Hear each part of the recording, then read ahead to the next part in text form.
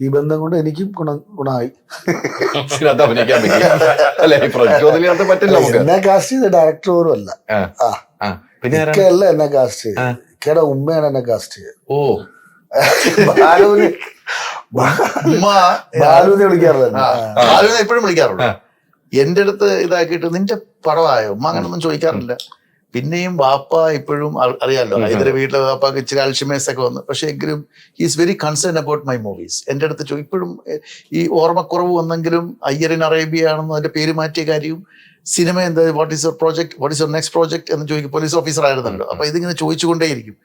ഉമ്മ ഒരു ദിവസം രാവിലെ എൻ്റെ അടുത്ത് പറഞ്ഞ് നിന്റെ സിനിമ തുടങ്ങാൻ പോകണം, അതെ ബാലു വേണം കേട്ടോ. നമ്മൾ ഏത് ബാലു മനസ്സിലായില്ല.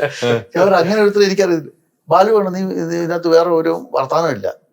ഞാൻ പറഞ്ഞു ഉമ്മ ഏതാ ഈ ബാലു, എനിക്ക് മനസ്സിലായില്ല. എടാ ഉപ്പുമുളകിലെ ബാലു.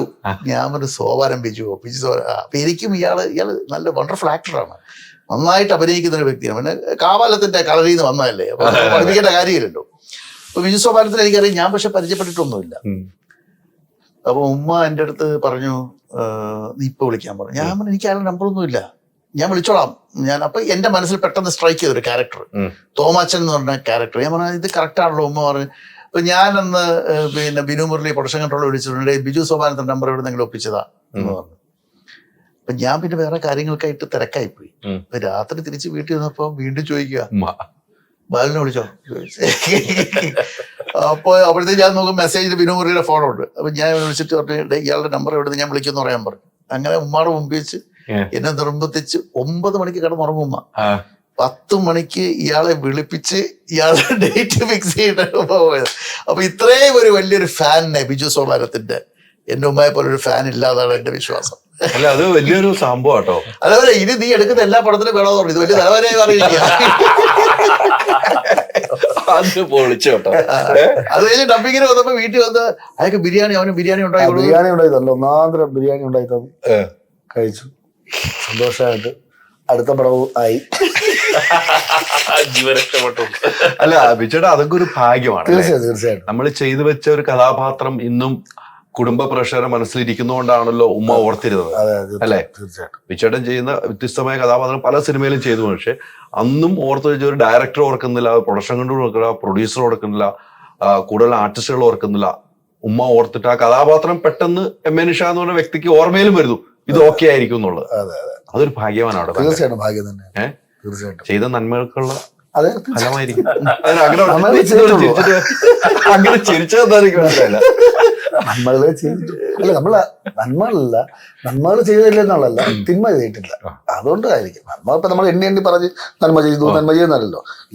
ഈ യാത്രയില് തിന്മകളൊന്നും ചെയ്തിട്ടില്ല, അതുകൊണ്ടൊക്കെ ആയിരിക്കും ഭാഗ്യം വന്നത്. ഈ ക്യാരക്ടർ പറഞ്ഞപ്പോൾ എന്ത് തോന്നി? ഉമ്മ പറഞ്ഞു വിളിച്ചു, പക്ഷെ തോമാച്ചൻ എന്നുള്ള ക്യാരക്ടറാണ് തരുന്നത്. എങ്ങനെയാണ് താങ്കൾ തൃപ്തനാവുക? അല്ല, കഥ എനിക്ക് ഞാൻ പറഞ്ഞിട്ട് ഞാൻ ഡ്രൈവ് ചെയ്തോണ്ടിരിക്കുകയാണ്. അപ്പൊ ഞാന് മറ്റേ ഷെഫിയുടെ പടത്തിന്റെ ലൊക്കേഷനിൽ പോയിക്കൊണ്ടിരിക്കുകയാണ്. അപ്പൊ കഥ പറയട്ടെ ചോദിച്ചു. അപ്പൊ എനിക്ക് പിന്നെ പറയാൻ പറ്റില്ലല്ലോ, അവസരം കിട്ടുമെന്ന് നമ്മളൊരിക്കലും. ഞാൻ ശരി പിന്നെ പറയുന്നത് ഞാൻ പറഞ്ഞുള്ളൂ, നമ്മൾ ഓടിച്ചോണ്ടിരിക്കുകയല്ലേ. അപ്പൊ കഥ പറഞ്ഞു. നമുക്ക് പിന്നെ കഥയുടെ അല്ലല്ലോ, നമുക്ക് ഈ പറയുന്ന പോലെ അറിയാമല്ലോ, നമ്മൾ ഈ നാടകത്തിൽ നിന്ന് വന്നുകൊണ്ട് വേഷങ്ങൾ ചെയ്യാൻ വേണ്ടി വെമ്പി നിൽക്കുകയല്ലേ. അപ്പോ നമ്മുടെ ഒരു ഭാഗ്യം വിളിച്ചു, ഓക്കെ, കാര്യങ്ങളെല്ലാം പറഞ്ഞു, നല്ല രസകരമായിട്ട് ചെയ്തു ഷൂട്ടിങ്.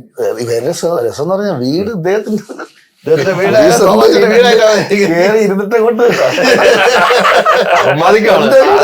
അതായത് ദുബായില് വിഘ്നേഷിന്റെ വീട്, വിഘ്നേഷിന്റെ ഓഫീസ്, വിഘ്നേഷിന്റെ 12 വണ്ടിയുണ്ട്. അപ്പൊ 14 വണ്ടിയുണ്ട്, അതിലെ 12 വണ്ടി വിഘ്നേഷിന്റെ വൈഫ് ആർക്കും കൊടുക്കാത്ത വണ്ടി എനിക്ക് തന്നു.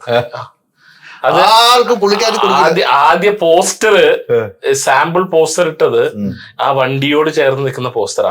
അന്ന് ഞാൻ ഇദ്ദേഹത്തിന്റെ ഒരു സംഭവം പറഞ്ഞു, ഈ പോസ്റ്റർ കാരണം എന്തെങ്കിലും ഒരു വിലപിടിപ്പുള്ള സാധനം കിട്ടും, അത് പകുതി ആക്കണം.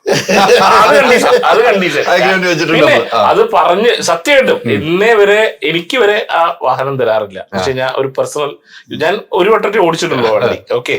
പക്ഷെ ഞാൻ വളരെ അത്ഭുതപ്പെട്ടത് എങ്ങനെയാണെന്ന് വെച്ചാല് ആ വണ്ടി ഇദ്ദേഹത്തിന് ഷൂട്ട്. ഞാൻ പതുക്കെ പോയിട്ടേ ഫസ്റ്റ് ഡേ ഷൂട്ടിങ്, അപ്പൊ ഞാൻ Komalji is it okay, everything okay എല്ലാം പറഞ്ഞു. അപ്പോ എൻ്റെ ഒരു പാവത്തം കണ്ടിട്ട് ഞാൻ ലാസ്റ്റ് ഷൂട്ട് കഴിഞ്ഞപ്പോൾ ഞാൻ പറഞ്ഞു, എനിക്ക് വണ്ടി ഒന്ന് കിട്ടിയാൽ കൊള്ളാം. Which car? ഞാൻ വന്ന് റെഡ് ഇങ്ങനെ കാണിച്ചു. ഇങ്ങനെ നോക്കി, ഓക്കെ യു ടേക്ക്, സോറി, ഹാപ്പിയായി. അത് കഴിഞ്ഞിട്ട് എൻ്റെ അടുത്ത് പറഞ്ഞു, ജുവൽസ് വല്ലതും, ജുവലറി വല്ലതും വേണോ ആർട്ടിസ്റ്റുകൾക്ക്?